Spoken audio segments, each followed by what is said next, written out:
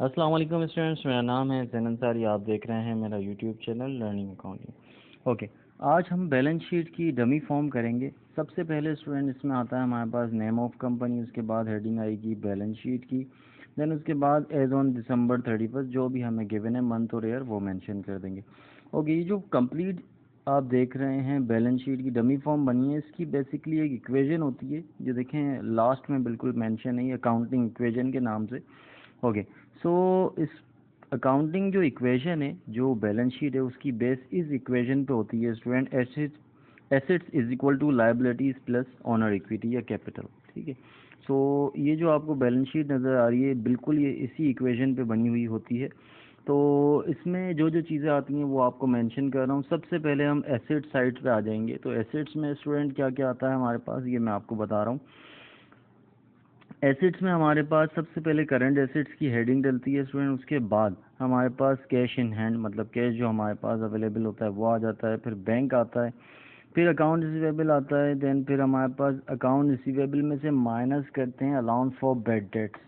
ठीक है, और जितने भी रिसीवेबल्स होते हैं, for example salaries receivable, insurance receivable, rent receivable, ये सारे हमारे करंट एसेट्स में आ जाते हैं। ठीक है, इसके बाद हमारे पास नोट रिसीवेबल भी आ जाता है इनकेस अगर गिवन होता है तो, और मर्चेंडाइज इन्वेंट्री को भी हम एज अ एसेट्स ट्रीट करते हैं, एसेट्स। ओके, ऑफिस सप्लाईज हमारे पास एज अ एसेट्स कहलाता है। ठीक है, ये करंट एसेट्स है।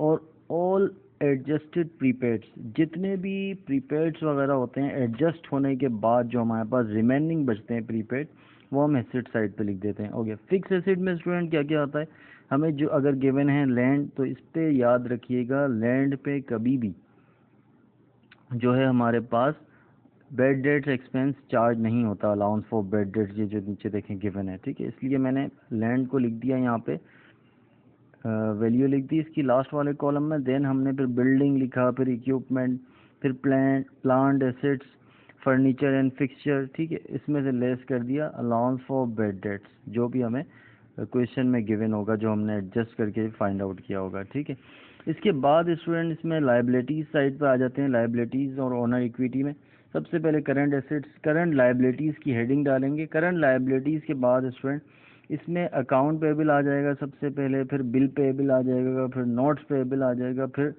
अनअर्न कमीशन या अनअर्न इनकम, कोई भी अनअर्न हमारे पास एज अ लाइबिलिटी जहाँ पे जनरेट हो रही है, वो जितने भी अनअर्न होंगे एडजस्ट होने के बाद यहाँ पे आ जाएंगे।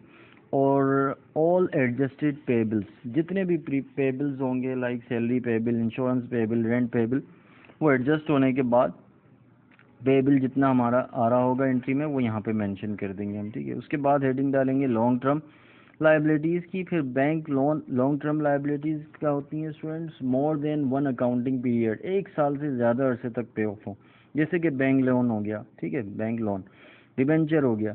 ओके, इसके बाद हमारे पास हेडिंग आती है स्टूडेंट ऑनर्स इक्विटी की। ऑनर्स इक्विटी में सबसे पहले कैपिटल या पेड अप कैपिटल भी बोलते हैं जिसको, ये मेंशन करेंगे। फिर इसमें से लेस करेंगे ड्राइंग। फिर क्वेश्चन में जो इनकम स्टेटमेंट मैंने आपको डमी फॉर्म करवाई थी, इफ़ नेट प्रॉफिट, अगर नेट प्रॉफिट है तो वो ऐड होगा, और इसी तरह से अगर नेट लॉस है तो वो हमारे पास माइनस होगा। ओके, इसकी जो डेबिट और क्रेडिट साइड है, मतलब ये assets is equal to liabilities plus owner's equity capital, ये दोनों साइड्स इसकी बराबर आनी चाहिए स्टूडेंट। लास्ट में जो ये टोटल हुआ है, total should be same, total should be same. ठीक है, तो ये हमारी एक डमी फॉर्म थी। आप कांटेक्ट भी कर सकते हैं, मेरा व्हाट्सअप नंबर अवेलेबल है 0345313641 कोई प्रॉब्लम हो तो। देन ऑनलाइन मैं टीचिंग भी आपको कर दूंगा। और अपना ख्याल रखिएगा। अस्सलाम वालेकुम, अल्लाह हाफिज़।